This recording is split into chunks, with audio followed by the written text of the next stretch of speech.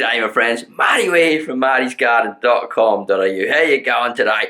Thanks for coming to watch another awesome show, because today I'm going to take you around the garden and give you a look at some of my worm farms, some of my above ground worm farms and some of my underground worm farms, and give you some tips and tricks along the way that you're going to enjoy. Keep watching the show to find out more, guys. This garden is all about compost worms, composting, farming worms indoors and out, and growing some of the most awesome food around. You can learn how by clicking the subscribe button and hitting the bell so you don't miss any of my videos. Welcome world to the Marty's Garden Show.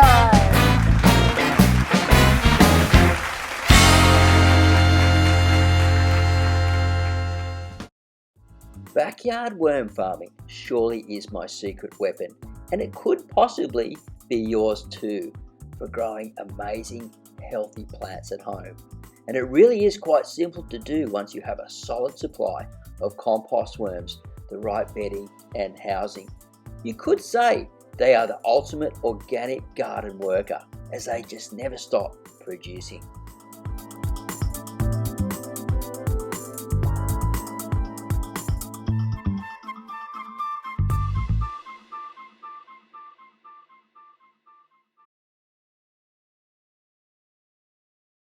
Backyard worm farming can be done in a large or small scale, and it doesn't really matter which.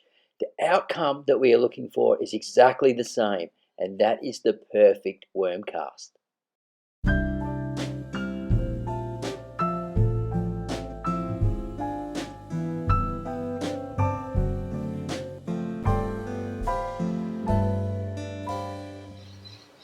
So this is my worm farm area underneath the roof here, and it's a great zone for putting my plastic worm farms. Now each one of them is a little bit different and performing in different ways.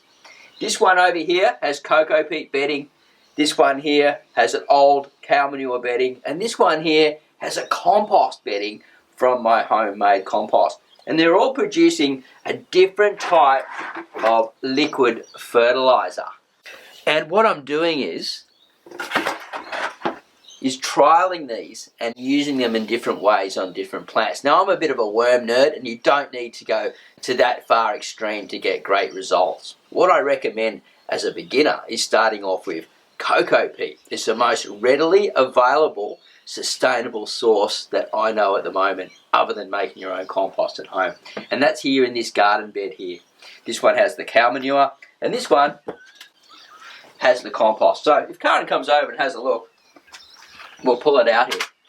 And I want to show you something inside. So you can see them feeding in this major zone here.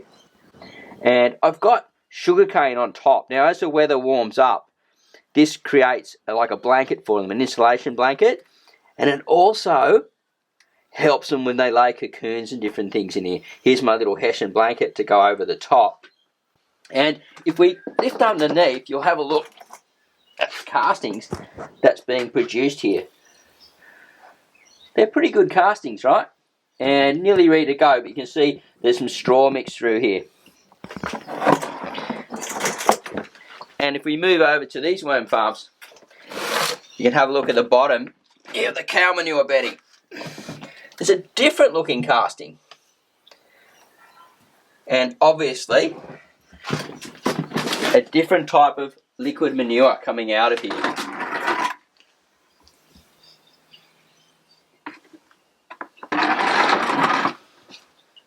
So they're all eating different types of food, but we're really just getting the same result, a quality liquid manure, which I like to call it, which comes out of there, the leachate, and a quality worm casting.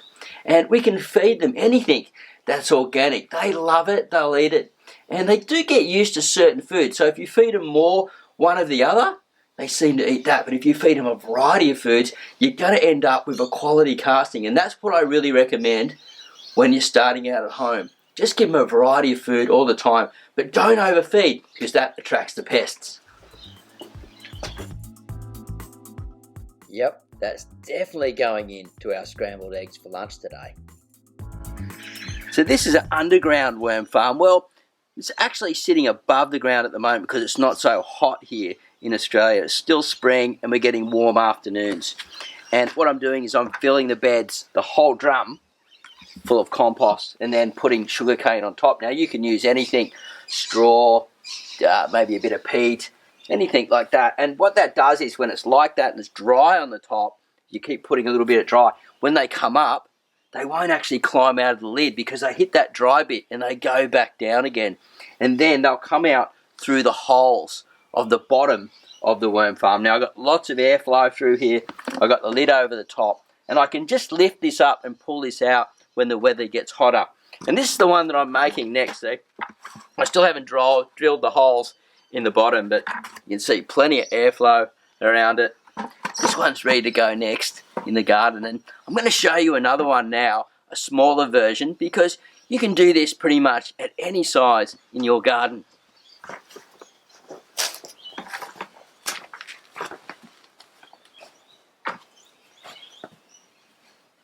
So here we got 2 more underground worm farms, and this one really is just a big pot with lots of holes drilled in the bottom, and you can see I've got the sugarcane again over the top, and this one's ready to go. There's lots of castings in here already, and lots of worms going down into the garden and moving through the system. You can see this is all mulch through here, and so they're moving around underneath here when it's moist. But at the moment, the weather is so dry, so they're hanging around the farms a lot more where the moisture is.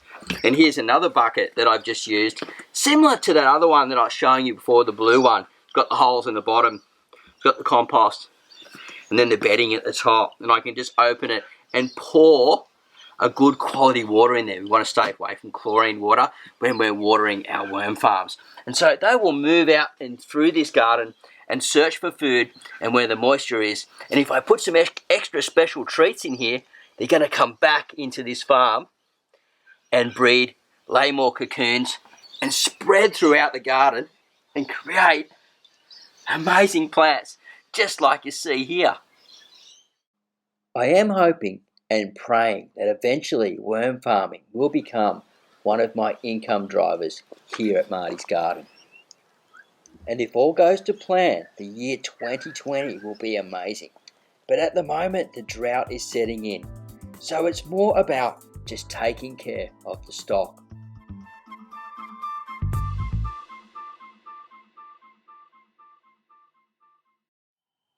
So what do you think of that, guys? If you love worm farming and you want to watch more from me, make sure you subscribe and click that bell button so you get notified each and every time I bring out a new video, because there's plenty of more cool stuff going along and coming along and growing along here at Marty's Garden.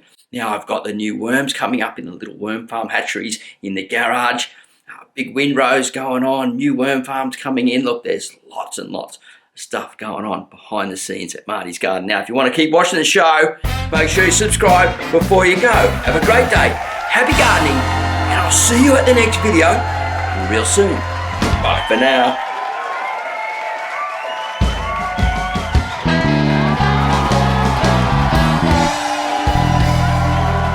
I don't know what type of kangaroo he is, but he's a beautiful kangaroo. Let's get in, see if we can get him nice and close. That's about as close as we can get in on this camera, but that's a good shot. He's happy. He might walk in. You want to come in, stand in front, Karen? Come in front, stand in front of me, in front of the camera. Okay. You going to go say hello? Oh, he might jump at me though. No, I don't think he will.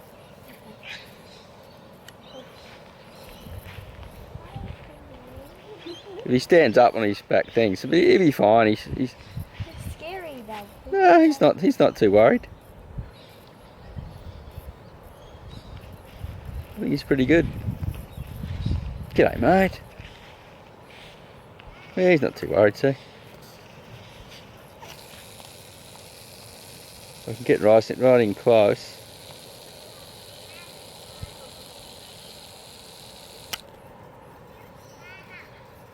You can see he's eating that right around the edge of the compost there.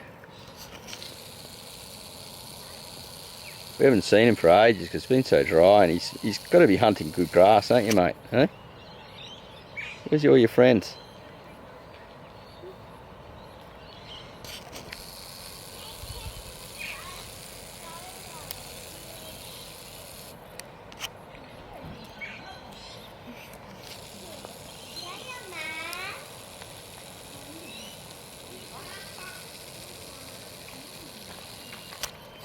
And he's eating some Marty compost side grass because it's so dry.